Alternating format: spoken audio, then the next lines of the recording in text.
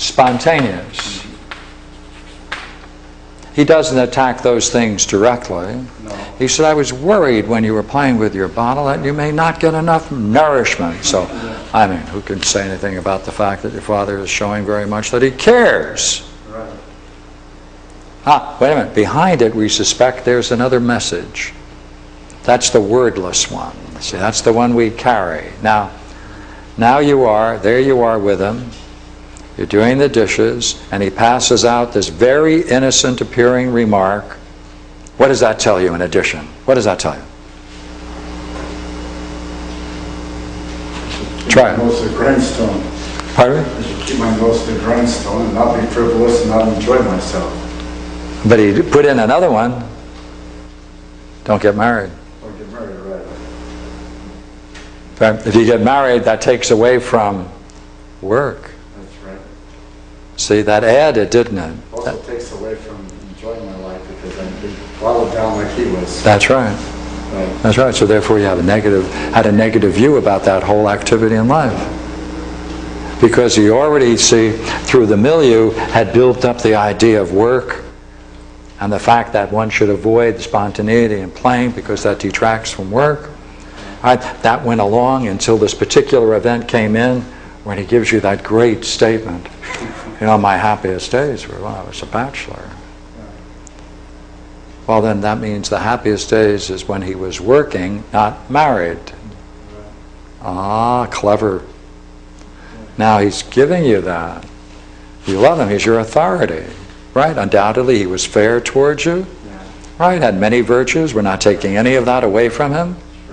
What we're interested in is how a belief is formed and the impact it has on the particular person. That's all. Yeah. Yeah, He got his. I still feel circumstances there that you probably never met a girl you were crazy about. Well, I did meet one or two. And what happened? I've known too many people who get into marriages that they know they shouldn't get into. They get into because they are crazy about the person. Yeah, and they usually look very much like one of their parents. Yeah, go ahead. No. Well, then let me just see for a moment. Yeah. Well, I did meet a girl in college, and we seemed to almost connect. I mean, I didn't, after I met her, I didn't care about any other woman. I just enjoyed being with her, but she was a very sexy woman. And she didn't mind displaying it. I mean, she was very open. It's completely, I could never bring her to see my dad. And Because? she was very playful and... very playful? Very spontaneous? Yeah. Yes, go ahead. And I was afraid he wouldn't approve. Now, she incorporated within herself the very virtues that he's denying. So even though you may have loved her, it meant you had to make a confrontation with her and him. Yeah. That's right.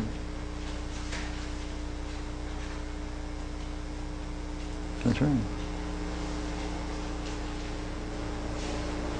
So you see, what's interesting is that we then are attracted to the very things that we know are worthwhile. Find a woman who acts in that way. We're drawn towards them. We know the value of it. We can't reconcile, however, them with the teaching, and that creates a crisis.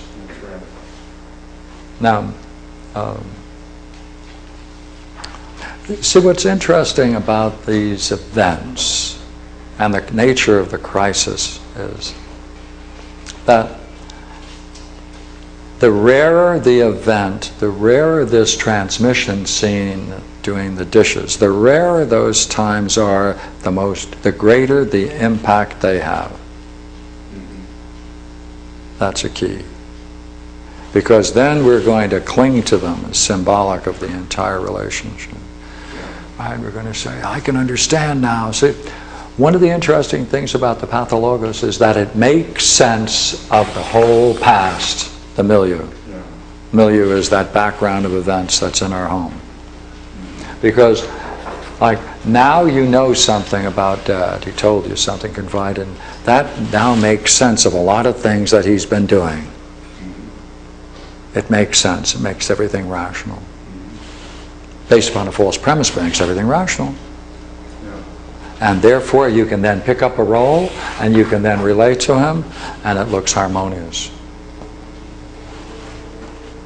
I was thinking that it's like you can pick up the role without any criticism. No criticism, that's right. Because, The only time you can pick up a role, be close to them without criticism. that's right. No, because, you're right, because Because there isn't any criticism. because that's what they want you to be. Oh, because that's what they want you to be. You're sharing in that moment. See, when you share in a belief, you participate in a belief under such circumstances, the role goes along with it, attitudes go along with it, and then it's allowed. Yeah, so you can be like And no criticism. That's absolutely right. And as a result, they're saying that's okay to be that way. That's the way to be. Yeah. That's the way to be. Then it's harmonious. That's the way to be. Now, it admits of a certain minus and plus, depending upon the other factors.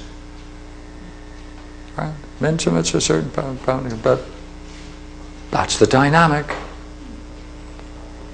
And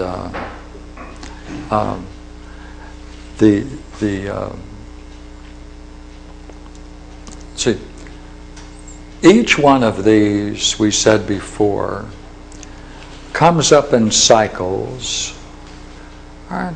And they come up in cycles whenever we're in situations that have some similarity to this early scene. We're going to call this early scene the transmission scene. That's the name we're giving it, all right? The transmission scene.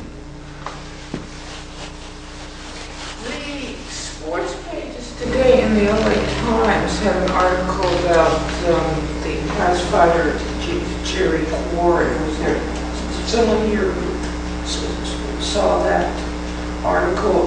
Do you remember him at all? Who, Jerry?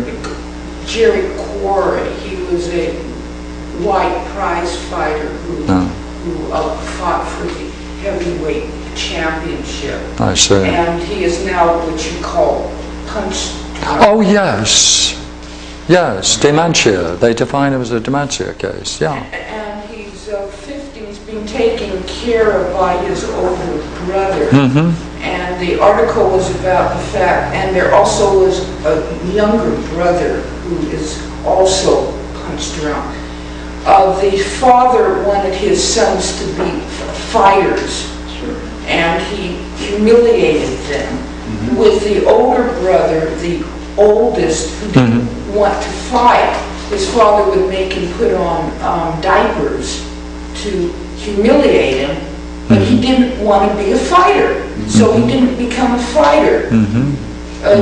Jerry Quarry became a fighter, and a successful one, but he was in the ring too long and is now basically crazy, insane. Yes. But here you have the fact where the older brother completely rejecting what his father wanted, although his father humiliated him, and he still wouldn't do it. You're quite right. Yeah, you're quite right. And therefore you want to know, how is it in the same family there can be different destinies for different children? All right. Now there's another thing that's important too, and that is we have to consider all the players in the clan.